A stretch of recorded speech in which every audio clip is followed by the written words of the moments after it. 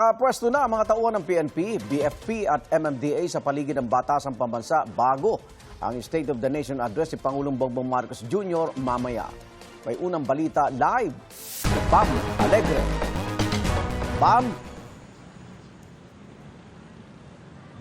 Igan, good morning. Magdamagngang nakaposisyon na ang mga uniform personnel dito sa intersection ng Commonwealth Avenue at ng Batasan Road bilang paghahanda sa SONA ng Pangulo mamaya. Pasado alas 2 na madaling araw, isang hilera ng mga military vehicle ang magkakasamang bumiyahe sa Quezon Avenue sa magdamag, quiet and peaceful sa palibot ng Batasang Pambansa Complex. Mahigpit din ang pagbabantay ng mga security guard sa gate nito. Sa tala ng pinagsamang puwersa ng PNP at BFP para sa security preparations, may mahigit 900 sila na deployed dito pa lang sa kanto papunta ng Batasan.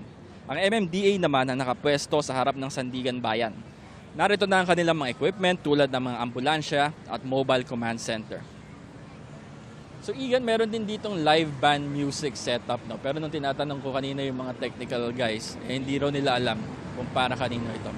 Bahagya ring umambon pero hindi ito nagtuloy sa malakas na pagulan. Kung titignan yung ulap, ito medyo nag-clear ngayong umaga. Itong unang balita mula rito sa Commonwealth, Bam Alegre, GMA News. Balik sa Igan.